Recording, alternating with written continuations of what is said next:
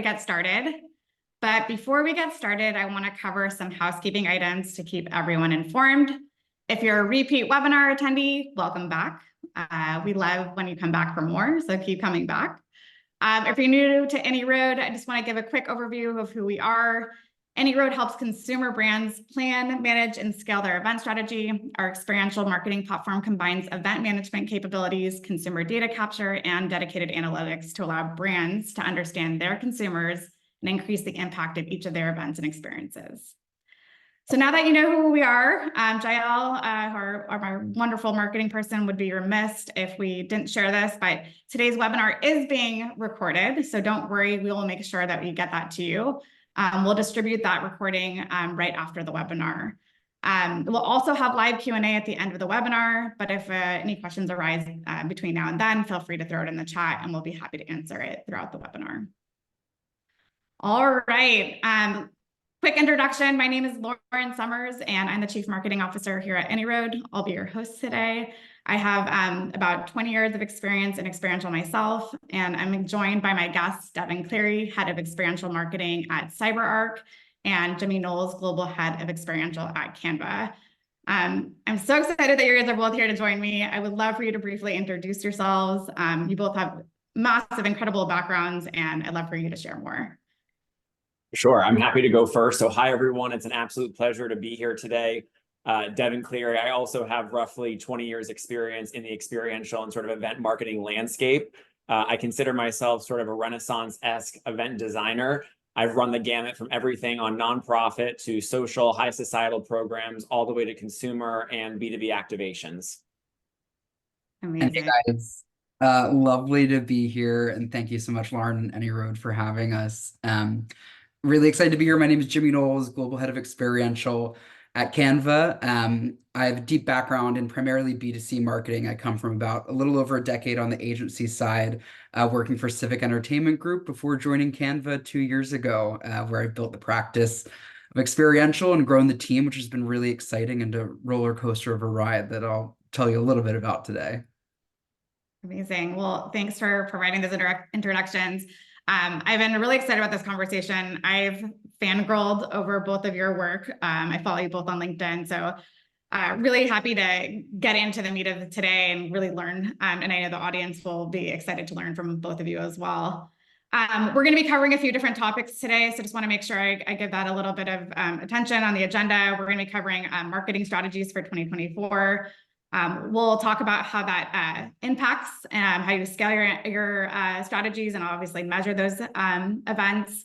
And then how do you create memorable experiences? How do you make sure that we are constantly reinventing ourselves? And of course, the big topic, leveraging AI for data personalization. We'll get into a little bit of that. All right, let's dive in. I know, we all have a lot of experience in experiential marketing. It has massively grown over the years and it has changed so much.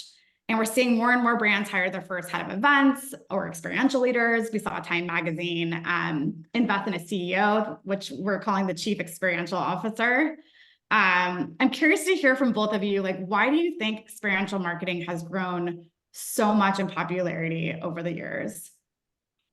Yeah, I'm happy to take this one first. I mean, I think more recently, and this might sound tired and cliche at this point, but I really do think, especially now we're still feeling the after effects of the pandemic, right? And this pent up need, energy, want, desire to connect IRL and to form those meaningful connections. And I think we're very much seeing that come through in the reaction from our community to some of our experiential, in particular at Canva, over the past couple of years. And it's just been this overwhelming response to getting outside of the four walls of the Zoom box, right? And being able to interact and engage with each other and to develop these meaningful connections with brands. I think one of the, if you can even say a silver lining, came from the pandemic. It's that it's made people realize and recognize that that can't be replaced. That feeling of connection and belonging and being with people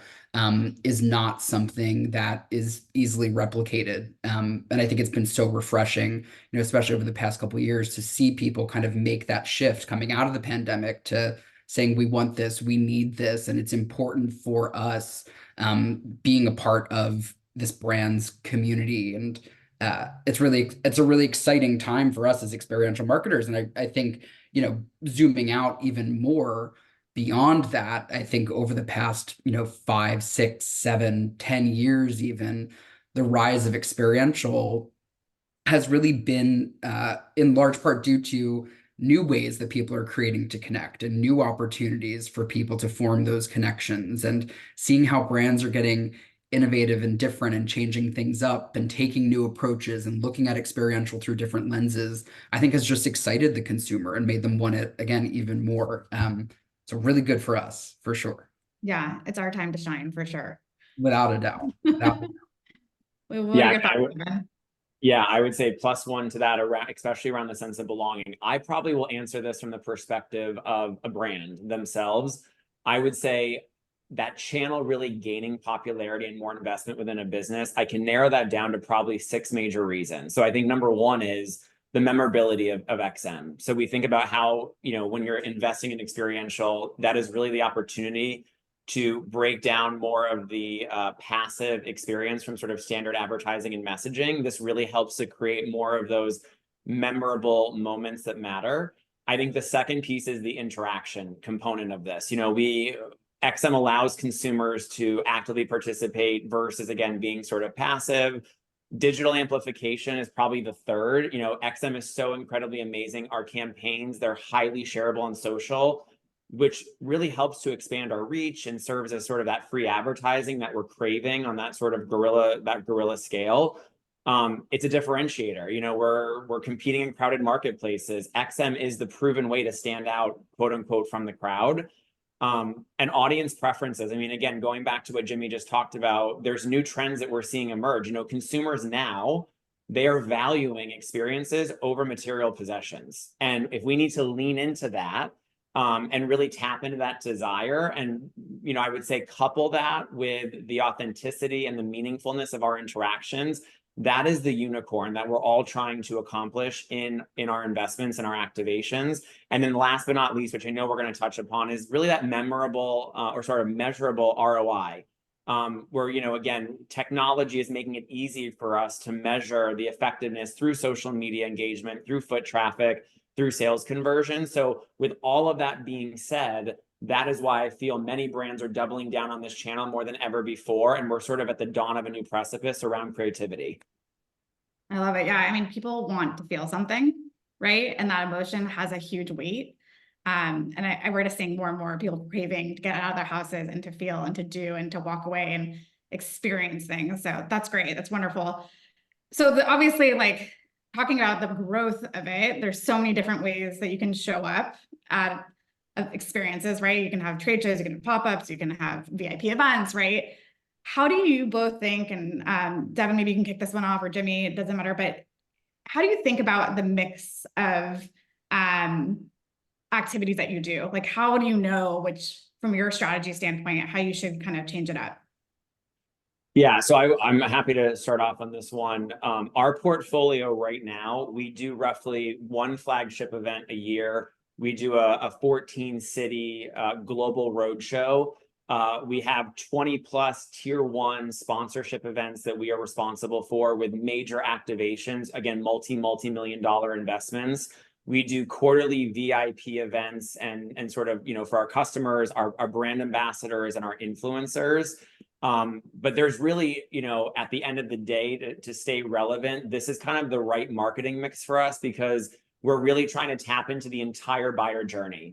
There's moments where we want to make sure at the pre-sale, we're really there and sort of top of mind, because I think the power of XM is that we are able to tap into our peer-to-peer connections and really help to shape consumer perception of our own brand and our products and our services. So it's really critical for us that these different programs that I just laid out, they are tapping into people at different stages of the buying cycle, so that everyone feels like we're sort of always staying top of mind, we're staying relevant.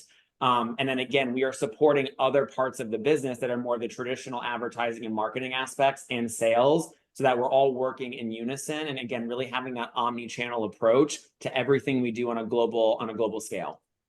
Yeah, and we'll get to that in a little bit, but that integrated approach is incredibly important.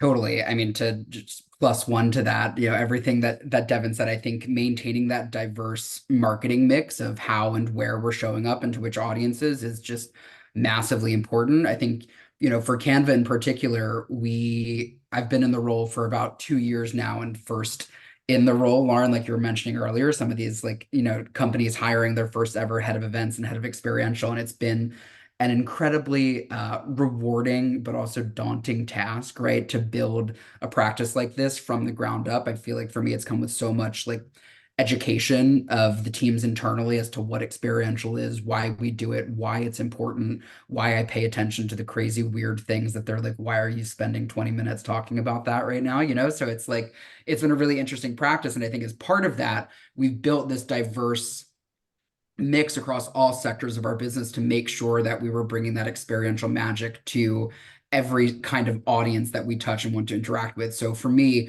I look at experiential across 4 different sectors.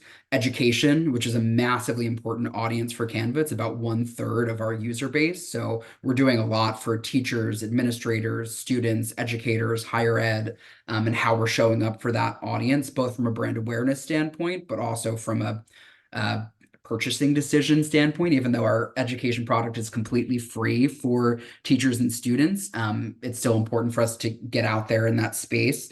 The second is our kind of B2C model that really supports across all of our strategic partnerships.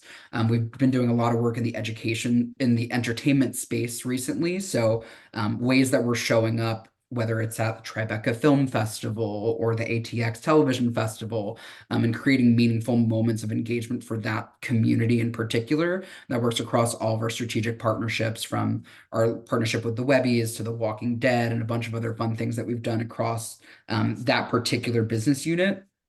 And then B2B is a massively important audience for Canva, especially this year. If you've seen our new brand campaign just rolled out, that's really starting to position Canva for our next 10 years, which is Canva as a tool for work, right? We've gotten really popular over the past 10 years as people using Canva as the tool to design your wedding invitations and your birthday cards and whatever it might be.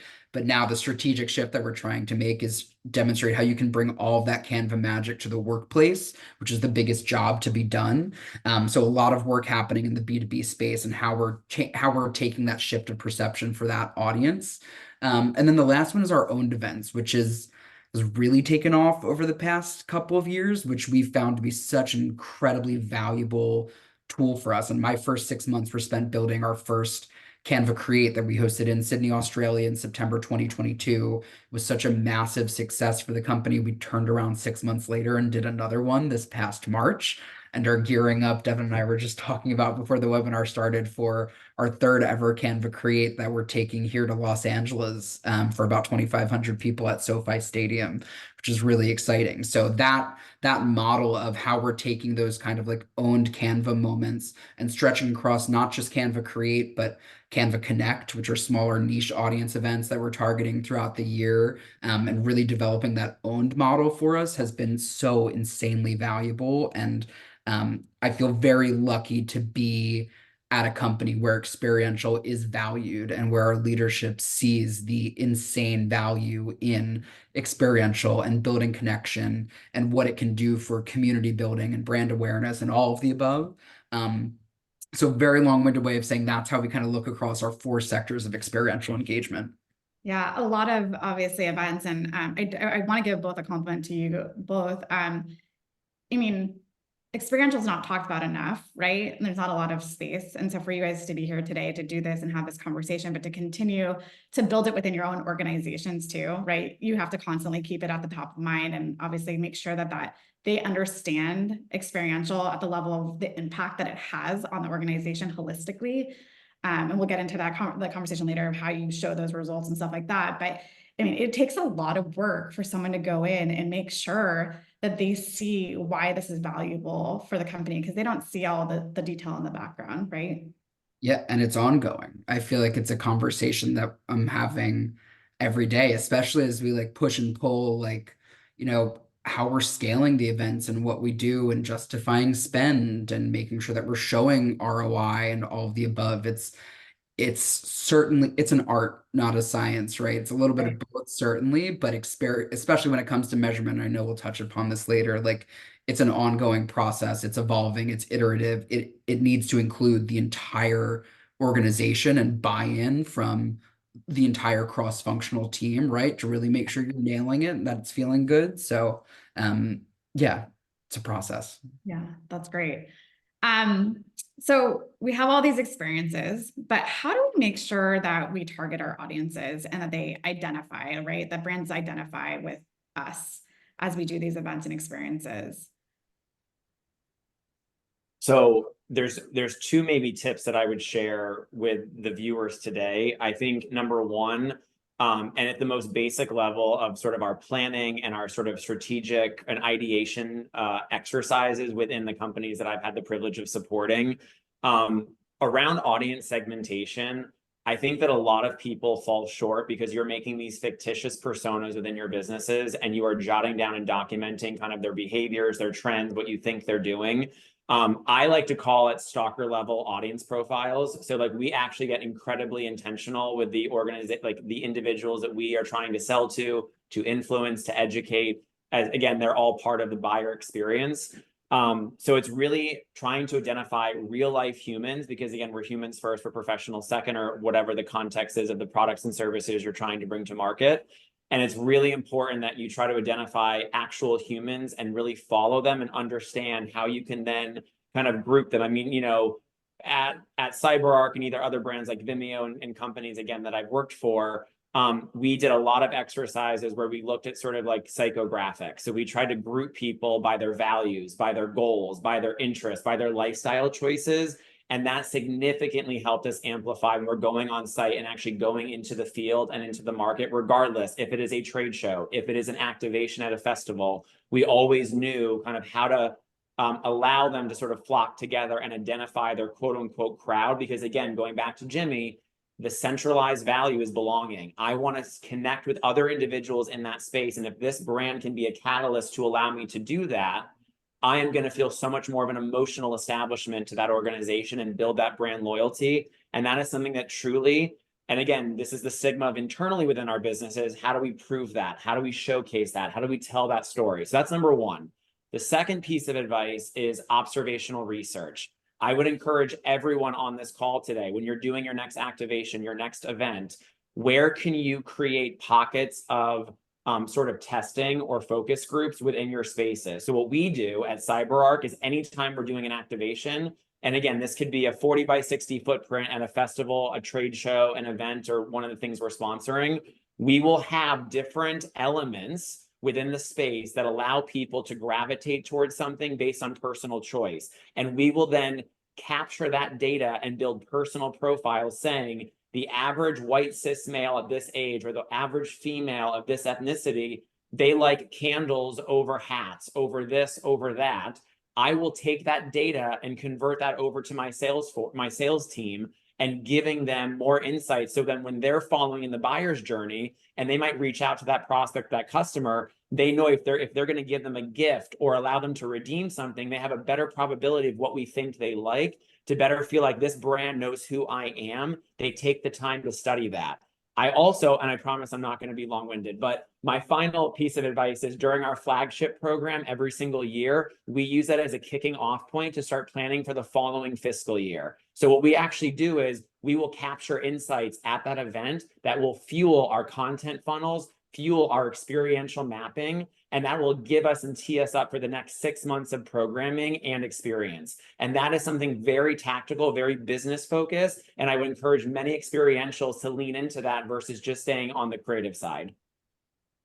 Yeah, I think that like data driven approach to experiential is the dream, right? Like that's how you can very clearly, tangibly bring those results and kind of like those key learnings to the experiential activations and like show to leadership like why it's a value and why it's working. I would say for us, we're still very much in the process of building that practice internally. You know, at the end of the day, Canva really kind of rose to, I don't want to call it fame, but for lack of a better word, popularity over the pandemic, right? A lot of people turned to Canva to fuel their side hustles and start up their small businesses that they'd always been dreaming of because they had all this new time.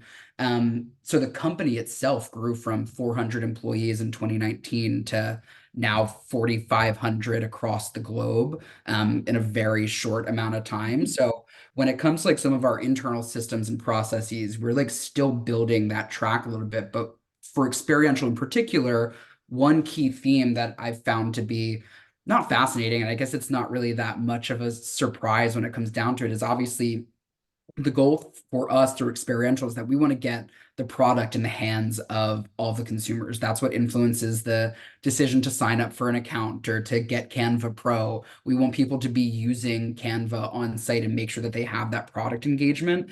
One of the easiest and most interesting ways that we've done that is through on-site customization, like using Canva to create something that you then take away. And people have just gone literally bananas every time we have like, the first time we did it was we activated at Possible, which is an MMA conference that takes place in Miami in April. And we had this activation called Creative Juices that this wonderful event marketer, Kim, on my team had dreamt up one day. And we gave people the opportunity to basically create your own juice label on Canva that we then stuck onto this beautiful glass bottle that was Canva branded with your own fresh pressed juice. And it was cute and funny because it was a play on words with creative juices. People would spend 20, 30, 40 minutes standing at these iPads, just like creating and having a good time. And that customization aspect was just so worthwhile, obviously, for us and just changed the game in terms of how we show up. And then when we went back the next time, we were doing design your own tote bags, and people were coming back to us to make tote bags for their daughters and their kids. And again, spending 30, 40 minutes designing. And just recently at South by Southwest, we had an activation where we're giving out thinking caps. Obviously, we love a good pun at Canva, clearly. But these fun thinking caps where people would take your brand ID quiz, and then based on your brand ID, it would turn out your brand ID onto a custom embroidered thinking cap, and how we're using Canva to customize that. So the customization aspect to how we show up has just been so massively important for us. And again, that tool for us to get people in the product and working in it, because once they get in it and they do it and they start creating and they start designing, that's the turning point for them where they're like, wow, this was so easy. And also, did I just make this because it looks fire? So it's like it's really fun to see and watch that process and to watch people engage and use the product in that way. So that customization aspect has been really important for us as we're looking at then taking that and how do we customize that then, to Devin's point, to different audiences. How are we showing up for the marketers versus how are we showing up for the HR folks, and how are we showing up for the more traditional enterprise audience, and then how are we showing up for our small businesses and nonprofits, taking those customization aspects and tailoring them to those different audiences to find out what unites them, what excites them. Teachers love a tote bag, HR folks love a water bottle. How are we kind of like tailoring that to each audience? It's been a really fun iterative process that we've been engaging in. I love Lauren, it. Yeah, go ahead. Sorry, if you don't mind, I just would love to Yeah, go ahead. comment on one aspect of what Jimmy just said. So again, like what I love about that entire story is I keep seeing this metric coming across like digitally for me or virtually for me or mentally for me, which is ROA, and that's return on attention. So when we think about experiential and everything that Jimmy's just talking about right now, it's how long can we keep individuals within our spaces, within our footprints, within our, within our activations, our overall campaigns.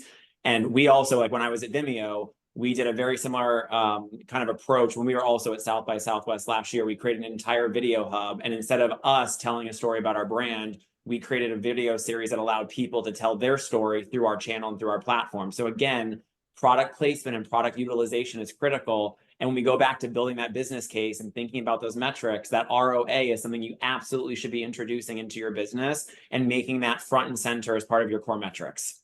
Yeah, you guys both said a lot, and I agree holistically across the board. Customization and personalization, if you are not doing that, you are missing out. You already created FOMO, Jimmy, with the juice. I really want my own personalized juice bottle after this with a label. Easy, I know a guy. I wasn't even there, and you just told me about it, and I'm like, I want one of those. Which is also like another topic. It's like how you create FOMO, right? In your immersive experiences. Like you have hundreds of people with their phone taking a picture of your brand in that moment.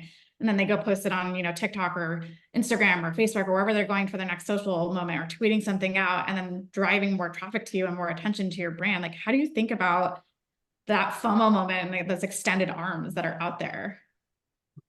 Yeah, I mean, listen, driving FOMO, talk about an art and a science, right? Is that's also the dream. And I think for me, when I think about FOMO, it's obviously about creating those experiences that you feel like you had to be there, you had to live it, you had to be with that group of people in that moment, in that time. But something interesting that Kim had actually asked in the Q&A that I think is relevant is like not just a FOMO from the experience lens, but how does that also then translate to the digital experience, right? And how are you making sure, one of the experiential marketing principles that that I learned at a very young age in my agency days with Airbnb was this idea of lived by few and shared by many, right? Which is kind of like at the top of my experiential marketing mix and how we approach all of our activations. So making sure that those moments of FOMO are really amazing for the people that are attending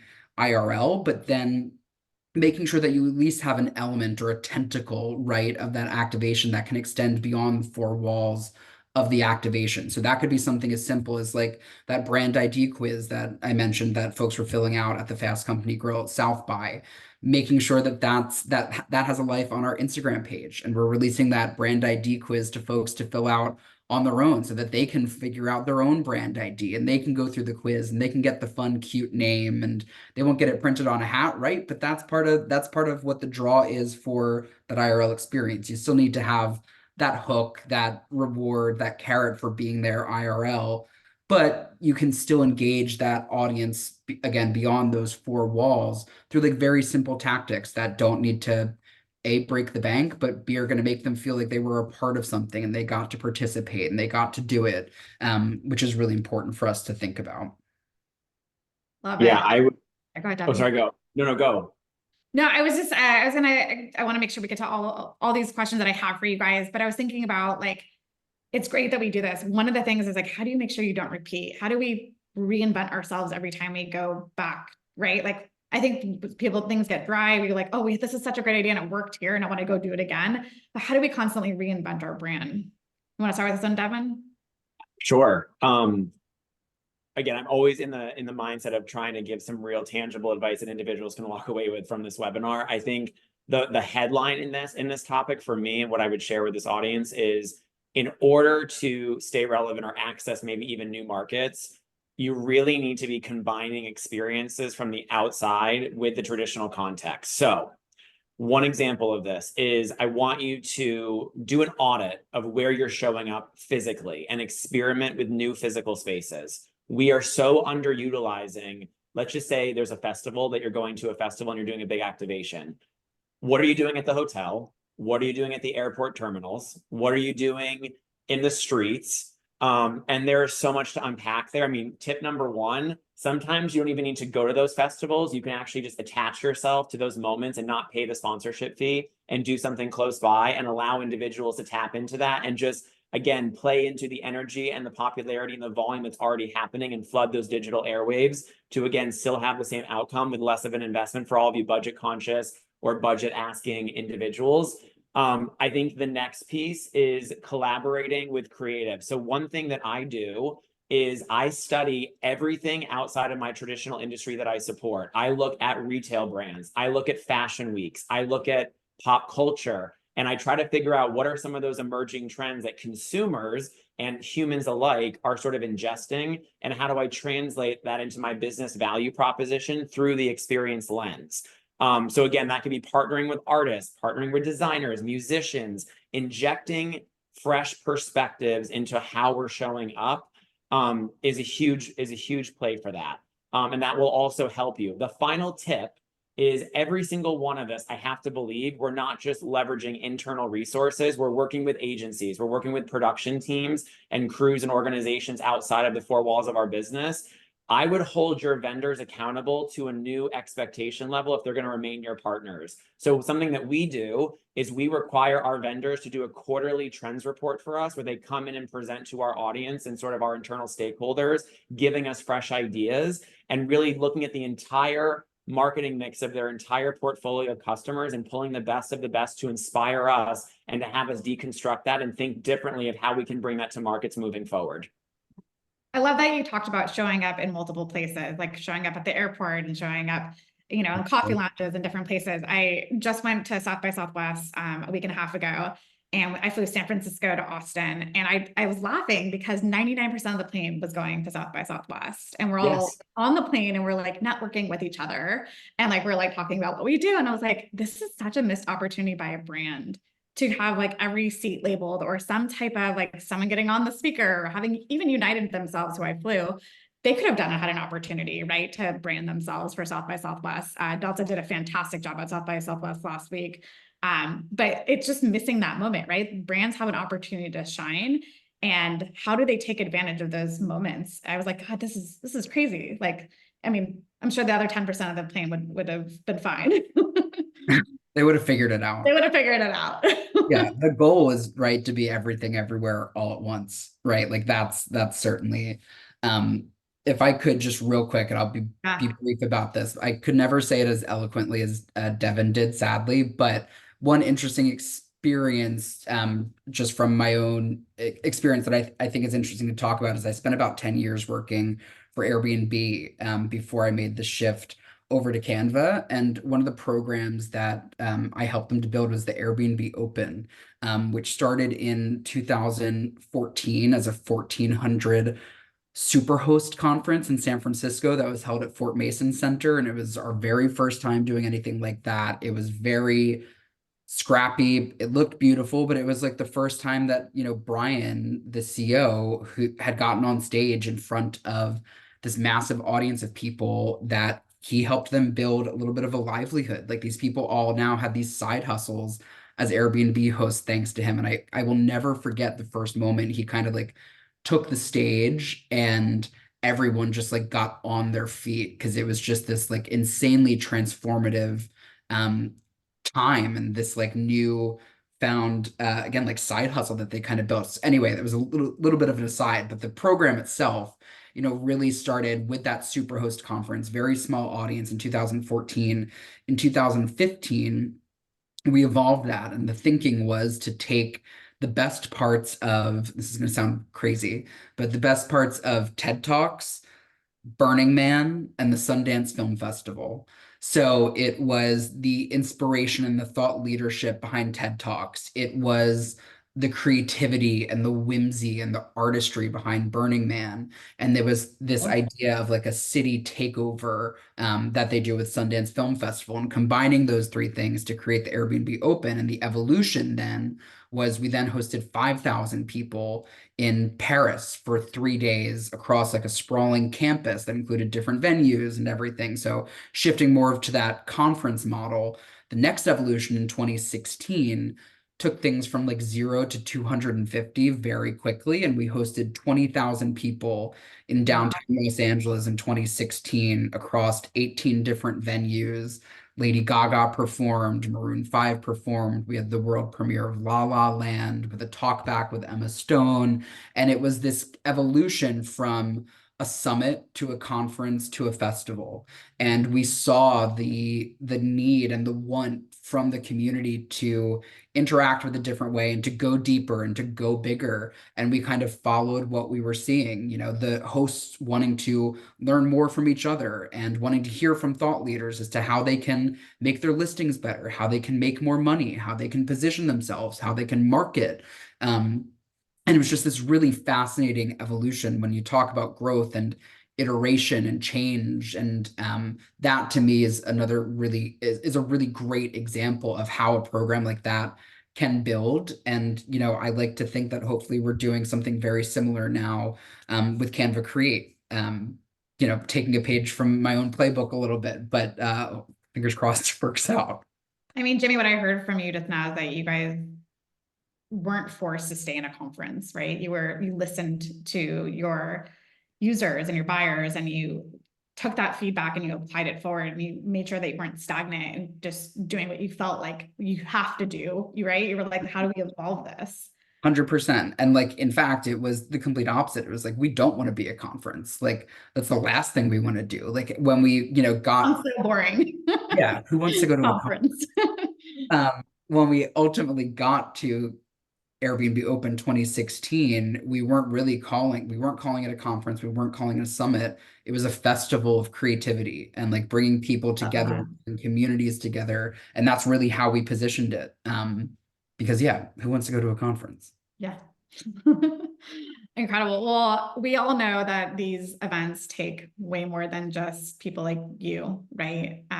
So one of the things that we talk about as a team and marketing organization is about the integrated XM approach, right? Like what technologies, what people, what teams, like what do you have to have in place to make this work, to leverage the best outcome for each of you?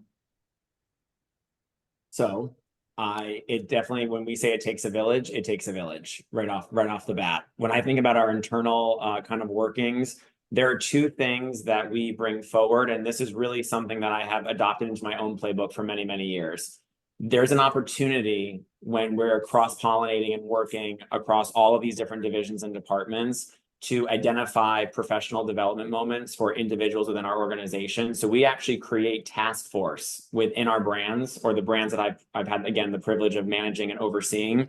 And we will identify individuals through nominations across different business units that want to be more involved and heavily integrated into these spaces. So if there's someone who identifies as more of a creative or someone who identifies as more analytical, this is such an amazing moment for them to take on new passion projects within the business and start to elevate to their leadership and management ways that they can also grow within the business. So it is a win-win for everyone. But again, back to your tactical question, we on average, we have roughly between, I would say, 70 to 80 different employees that are heavily invested into an ongoing, regular, recurring process of work streams, of collaboration, of review cycles, of investment, of participation. And it's everything from HR, from an employee experience level, to legal, to finance. I mean, there's so many divisions that we have to partner with.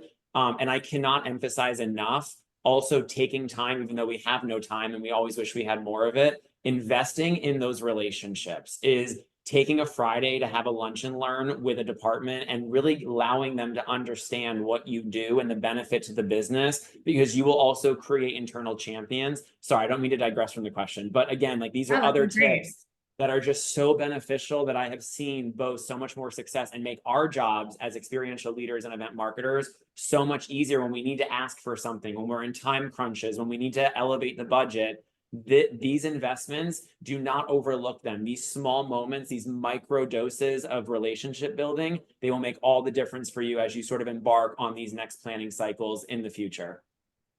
Plus one, plus, yeah, literally every preach. It's louder for the people. Louder in the back, louder in the back. I could not agree more. I think one of the interesting things just at Canva, I mentioned, because the practice of experiential is so new at the moment, it is certainly the sexy, shiny object, right? Lucky me, that will fade. It always does. But for now, we're going to take that and grab it by the horns. And I think through that process, there's been so much innate curiosity from the internal team as to like, what is this? How does it work? Like, why is it important? And everyone is just so invested in understanding it, again, because it is new and different.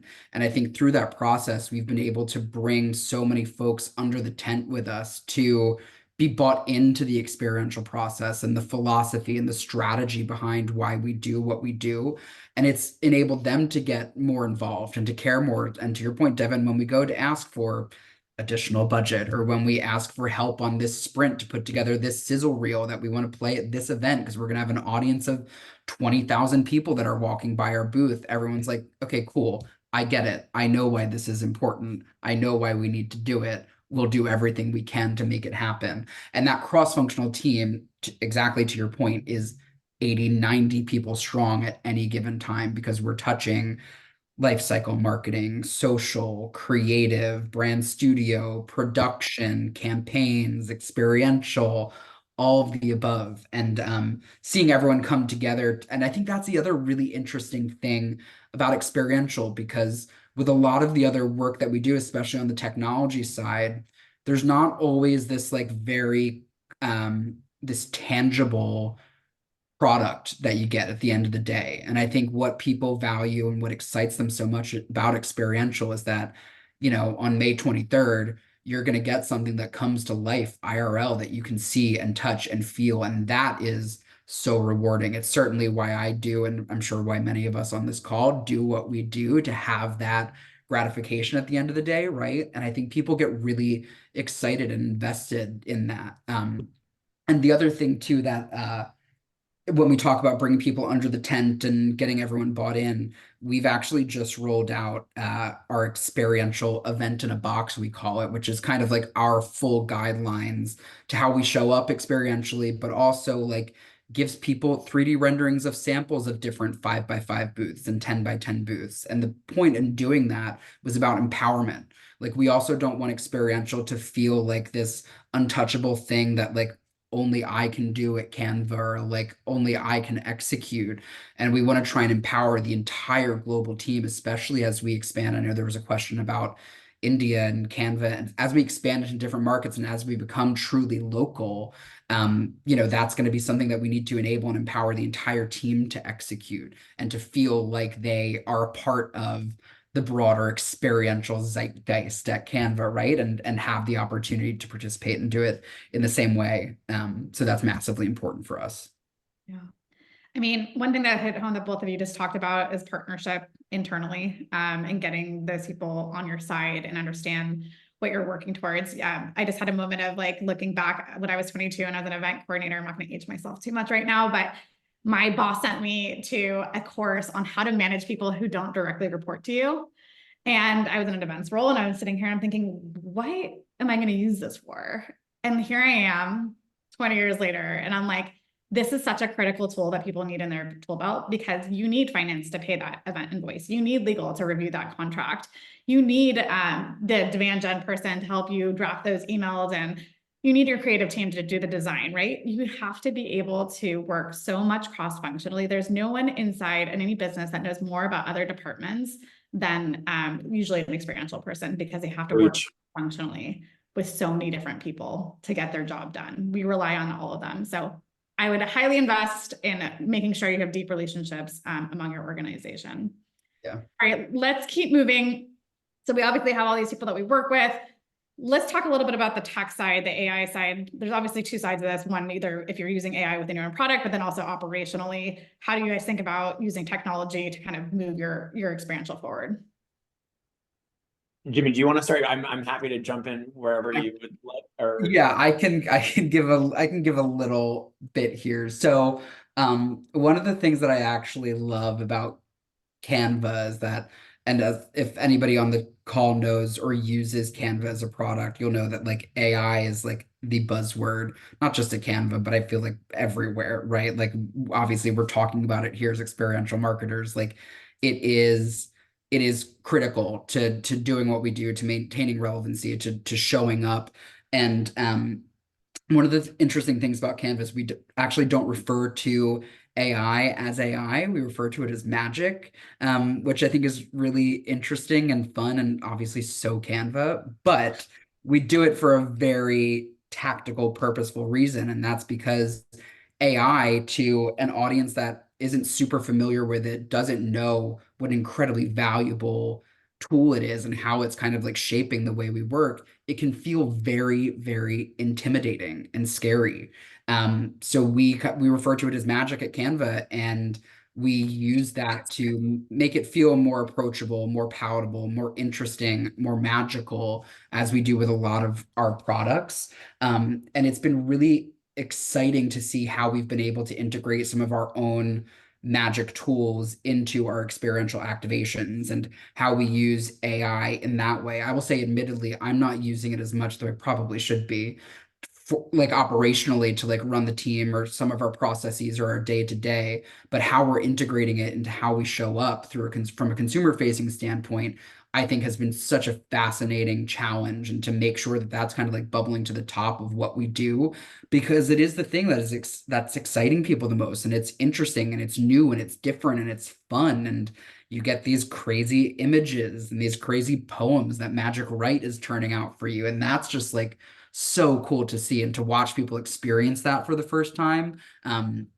has just been really, really interesting and fun. So I'm most excited about how we can continue to leverage our own kind of like Canva magic in our experiential as we go forward, which is going to be a fun challenge. I share this with you, but I love that you guys call it magic, because I think it just makes it so less scary feeling, right? And like so approachable, and like it's really a great way to think about it. AI is such a big term, and it can mean so many different things. Totally. So that you guys rebranded yourselves, like, and that's also another just experiential moment, right? You don't have to use the same term over and over again that everyone else is using to think about how to explain something for someone to experience something. Totally. I love that too. Yeah, and I would just say, doubling down on the AI piece, having a vulnerable moment and being truly honest. I don't think that my team or myself have really unlocked the true power of AI in other aspects of events. So like one thing we're experimenting and we're sort of exploring right now, and there's some micro startups out of MIT and other organizations in the academia world that are actually really pushing the boundaries on facial sort of analysis. So think about us in terms of future, and again, like I'm going on record for a trend in the future of your activations now have the ability to scan the audiences, the customers, the community that are coming into your spaces, and actually giving you a scorecard on their engagement level. So are they happy? Is their nonverbal behavior reflective of what you're trying to invoke on the emotional state? That is going to be something, mark my words, that is coming down the pipeline sooner rather than later. Oh yeah, facial recognition's coming out. It's coming fast. 100%. And by the way, if you want to stay relevant, I promise I am not paid to do this or a paid spokesperson. There is a fantastic newsletter for all of you out there, especially marketers, called Ben's Bites. Ben's Bites. It is a AI newsletter that gives you hundreds of new resources for free to use AI. It is from creating presentations to video editing to everything in between. It consolidates everything on the World Wide Web. I did this about 6 months ago. It's changed my team's life. And this is really from the perspective that I'm going to share today, which is we're really harnessing AI from an internal efficiency perspective. Again, we're not getting additional budget for headcount. We are expanding our spend potentially with experiences, but we're not getting additional headcount to support that versus the cross-functional team that we're leaning into. So how do we get more out of the 8 hours a day that we're working, or obviously many more hours outside of that? So we're looking at AI to capture notes during meetings, so we don't have to spend time on the administrative front, and repurpose those and distribute those. We're looking at AI even during our own events or even our customer meetings. So for example, if we have sales leadership in a meeting, we're having AI transcribe what they're hearing so that we have action items after the fact, which helps us accelerate our deals and know exactly if that go-to-market team, who we're in such close, lockstep and partnership with, are they doing their part? Because again, as experiential leaders, it's our job to capture the attention of the market. It is the sales organization's job to convert that attention into business. So how are we using AI to hold them accountable? Well, we're also focused on the next event, since once we're done, we're already moving on to the next program or planning for the next piece. So those are just a couple examples of ways that we're leveraging and thinking about AI. And again, would love to hear in the chat as well. If anyone on the webinar today are doing their own interesting tactics, share that with our group. I'd love to hear. I love that. We're also thinking, we use ChatGPT and different things in our marketing organization to make sure that we become more efficient. I do think it's really, really important that people don't sound like robots though, or copy and paste. I think that's something I'm seeing among a lot of people. When I get reached out to every day as a CMO for sales calls all the time. And I'm like, people have become robots in their communications. So people need to be able to soften those messages and really use AI in the right way to reach out to their consumers or their buyers. AnyRoad also, speaking on the AI side, we also have a solution called Pinpoint. It basically takes the aggregated feedback from an event and helps process it immediately, so that you can see your good feedback and bad feedback immediately, and then take action to that feedback as soon as possible. So from a product perspective, like thinking about how do you actually take that information, make it meaningful, and make those changes so that immediately when you're going to the next experience, in live time, especially if you're a consumer-facing brand, you need to be able to, especially if you're doing 365 events a year and you're doing multiple PGA tournaments or wherever you are, or festivals, you need to be able to go to the next festival and make those changes immediately. So lifetime feedback, AI, definitely incredibly important. Anything else on AI before we keep going? I'll just real quick make it very Jimmy, looks brief, like you have something to say. because you inspire me just to think about it a little. You know, when we talk about like people becoming robots, I think one of the other really important principles that we take around our magic is that we think about it very much as your like powerful co-pilot. And what AI does for you, especially in the sense of Canva, is that it means you're never starting from a blank page, right? Because that is the most intimidating process for anyone when you're designing, when you're writing, whatever you're doing. So we think about it as getting you to like helping to get you to your first draft. It's never going to give you the final product. It's never going to give you the final script. It's never going to give you the final document, but it's going to help kickstart your creativity, your thinking, your strategizing, which I think is just really important to know, because I think about it that way now, and I think that's really important. Yeah, I agreed. All right, let's wrap up with this. This is a big question, so it won't be short. This last question, and we'll dive into questions from our audience. Want to make sure we get to them as well. How do we measure success? You know, for your team, for the brand, and I'll part to this question. You can answer them however you want. How are those metrics being used to justify spend, headcount? What are you looking at? Like, are you in the boardroom talking to the C-suite? Would love to hear from you on how you think about measuring your events. So from our side, we've actually started to migrate away from ROI as a sort of quote unquote metric, and we're now adopting something we call ROO, which is return on objective. And we have built a model within our business, which we call the BRG model. So that stands for the build, grow, and retain of our division. On the build side, we focus on amplifying brand awareness. Now, again, many of you are saying, well, how do you do that? One tactic that I have invested and employed with is I work with my team at the onset of each fiscal year, and we will actually identify specific qualitative and quantitative questions we want to ask in various mediums. And we will, for example, it could be something along the lines of, do you feel that this activation, or what types of keywords do you feel this activation has? And we give them a list to choose from, and we're mapping that to our business or our value proposition or the ethos in which our department wants to be known for. And we can track that year over year. Are we growing more awareness? Like, do people think our brand is getting bolder every single year as we progress? That is incredibly valuable to the C-suite and to our ELT. On the grow front, it is more about, you know, are we driving product demos? Are we driving meetings? Are we driving those qualified MQLs, SQLs, et cetera? And how are we influencing the pipeline? And then on the retention side, I do not want people to overlook managing and monitoring and really cultivating your existing community and the customers who give you dollars every single day. So how are you measuring the amount of influence? If you're looking at your experiential activations, I want you to be able to measure how much ARR you are influencing in that moment. Again, you had X customers walk through, that equals $100 million in annual sales. That is a massive metric to go to your leadership team with, to say, we're not just investing in the new, we're also investing in the existing from an upsell perspective. So that model keeps it very systematic and business focused to allow us to have a very strategic dialogue with our executive leadership team, get that funding, stay relevant, and also build a lot of pride and excitement within the business.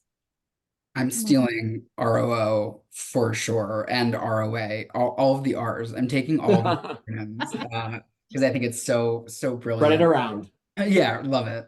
I would say, let's get hats. I would say largely measurement is the hottest, most relevant topic for us right now, you know, especially being a company that's so new to experiential, right? The first couple of years we're like, oh, this is amazing. This is sexy. This is big. Everybody's loving it. And now it's like, okay, cool. That was fun. But could you also just let us know like what this is doing and what the ROI is, right? So, you know, we're doing a lot in that space and working very closely to the point of cross collaboration with our data and measurement team to identify different behaviors. We're looking at new technology for Canva Create. We're working with Click, which I'm sure many marketers on this phone have worked with, so that we can track where people are spending the most time at our sessions, at what point in the session they left, you know, and all of that stuff, which feels very big brothery, obviously, when you say it out loud, but does provide so much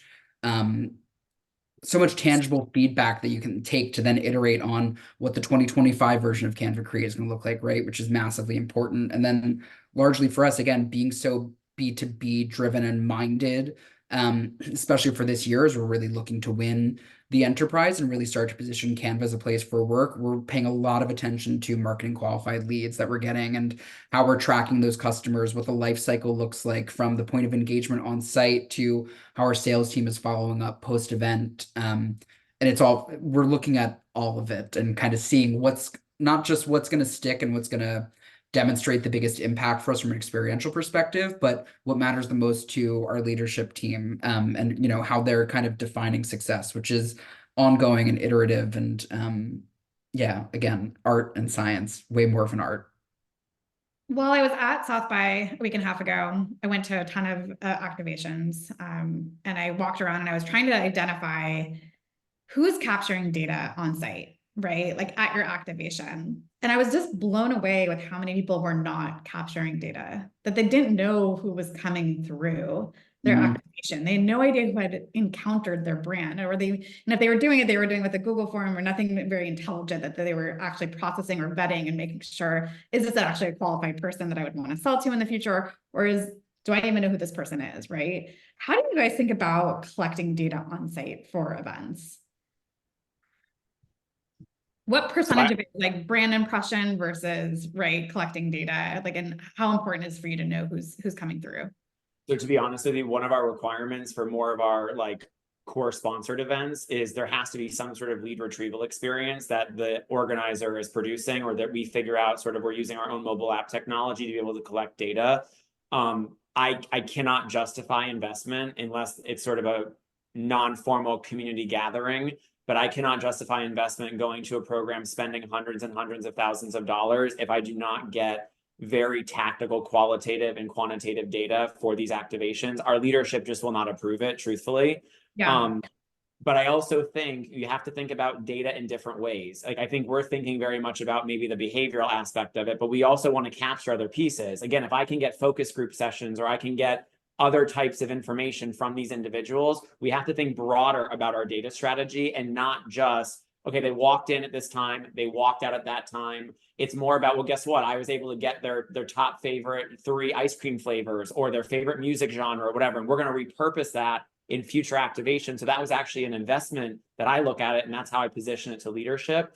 But I think lead capture is number one. I think a second piece to this is even scheduling moments and opportunities as a second part too. So don't stress out and figure out that you have to do all of that within that moment of the activation campaign.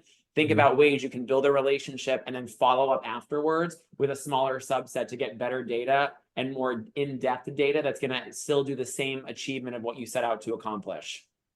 Yeah, I mean, similar to Devin, leadership will not approve, these like $100,000 activations and builds without me demonstrating how the MQLs that we're capturing here, the lead capture that we're taking, is then directly translating to some sort of ROI for the business. That's incredibly important to us. But on the flip side of that, there are also some of the activations, right, that we know are just about awareness and making Canva famous, right? At the end of the day, that's what it is, right? That's what we're doing. Like, we want Canva to be a buzzword in every household, in every workplace. And to do that, you need to get in front of as many people as possible. So there are like some of those activations and things that we'll do, again, whether it's the Canva studio that we popped up in London for our official launch in EMEA, which like didn't really have any actionable metrics behind it, but it was like, we're launching in this market that we're relatively new in. How do we make a splash? And we popped up this studio just to get people to come in and experience the product, to go on one of our learn and play stations, to make a tote bag at the print shop, to participate in one of our classes or workshops. And it sold out in less than 30 minutes across the entire 3 days that we were open. And that, again, there wasn't about capturing marketing qualified leads. Sure, we got some MAU or some monthly active users out of it, right? And like new accounts with Canva. But at the end of the day, people walked away with this amazing Canva tote bag that they're taking to work, and their coworkers going to see, and they're like, I use Canva, obsessed, that kind of, like, that's what we look for. And that's that's just as valuable and just as important to me in the like, $275,000 account that we'll get from showing up at Possible. Obviously, the numbers are the numbers and they're meaningful and important, but I can't stress enough the importance of the awareness side of what we do. And even though it's harder to track and harder to measure and harder to justify, it is so massively important to have people walking away from experience that you created with your brand name still in their head. And I think that's it's important to say out loud, right? Because it's not always valued in the same way, obviously, as the hundreds of $1,000s that you'll bring in that's contributing to ARR. But in my mind, brand is equally as important. Agreed. Thank you both. I want to turn it over to the audience to make sure that their burning questions get answered. So if you're in the audience and you want to add additional questions, feel free to add them to the QA tab. I'll go ahead and start. Jimmy, this first one is for you. It says, while I see rapid adoption of Canva amongst fellow marketers here, do you plan to translate some of these brand principles into local, hyper-local brand building activities in the near future? 100%, which is very exciting. So I will say a big initiative for us at Canva as we expand our reach globally and as we enter new markets is, what we refer to as becoming truly local in all of our top markets. So that means not only embedding marketing teams within each of those markets, but making sure the content from the product experience to experiential and how we show up to the type of content that you're seeing show up in the editor in terms of like the stock photos that we have available and the elements in our library are all hyper local to the regions that we're in. So it's something we are actively doubling down on, especially this year. So you'll start to see a lot more of us popping up in some of those more local international markets, which is exciting. Thank you. All right. Appreciate this conversation. It's very valuable. When thinking about the team needed for effective experiential, what's the best way to handle budget restrictions? We talked, Devin and Jimmy, we talked a little bit about this. Not everyone has large budgets. How should people think about this specifically? I'll give you one tip, and I'll give you in the context or use case of like a trade show, okay? Let's say that you don't have the largest booth or you can't invest in, ancillary activities or other pieces. Let's go back to swag. Everyone likes swag. We give away swag. A very cost-effective investment that does not, require a heavy expenditure. Let's take pins, for example, okay? You're at a relevant event, a trade show that you have a large subset of your audience that you're trying to target and go after. Give out those pins and encourage people to put them on the lanyards of the event. Right now, you have just created a free advertising mechanism throughout that entire program that costs you no dollars. You're not paying a sponsorship fee to get on that lanyard, but if you design those pins effectively and have a connection point to that audience, it's going to make them say, that's really interesting, or I get to select which pin I like the best, that speaks to me, that represents who I am and my values and my beliefs. That is a fantastic way of using creativity to get around those roadblocks and be successful. So that's one idea. Yeah, I would say if I understand the question, for me, from a partnership perspective, and when we're thinking about who we go after, and we've been dealing with this a lot recently with Canva Create and like making sure that authenticity, right, is always top of mind for me, making sure that the brands and partners that we work with feel authentic, making sure that there's a relevant connection to our community, which is really important. So going after like-minded brands that share the same values as well, I think is really important when we're considering partnerships. So I think those are the two big things that we look after, like authenticity and values alignment, are really important for me when looking at partnerships. That makes sense. When it comes to breaking down your B2C model, and I think, Jimmy, this is on your side, how do you prioritize which partnerships you actually go after? Oh, sorry. I answered that question. That's okay. But I thought I was answering the question. You can answer both. That's fine. You can answer both. I mean, or I guess another question part of this would be is how do you navigate seeking those sponsorship dollars for an activation? Yeah. It's not easy, obviously. Internally or externally, do we think? Because I deal with both sides of the coin. Yeah, I would say probably predominantly like I think it depends, but probably externally, like how do you go Yeah. team up with another brand and get, if you don't have a massive budget, right? And you're trying to do something really cool and it's like, how do I bring in other brands to help fund this, but also not lose the core of what I'm trying to accomplish? Totally, quite timely. Again, building a program of the scale of Canva Create, it's something that we've been uh, going through right now as we speak. And again, I'll bring it back to the question that I thought I was answering before, but authenticity and values alignment are the two most important things that we look after. And again, making sure that, I guess the third spoke to that is, like I mentioned, making sure that there's some sort of a tangible takeaway or reason for that brand to be there. For example, we are really big fans of Etsy at Canva. Think there's a lot of brand and values alignment with us. And for our audience and our community, a lot of the folks that are using Canva to create their assets, to create their social media graphics, to create their business cards, are doing it to power their Etsy businesses. So there's a lot of crossover, right?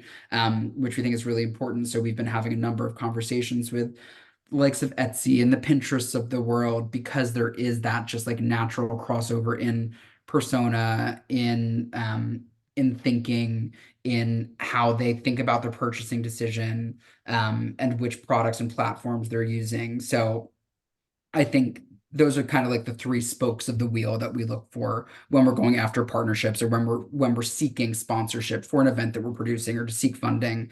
It's really important to kind of check all three boxes for me.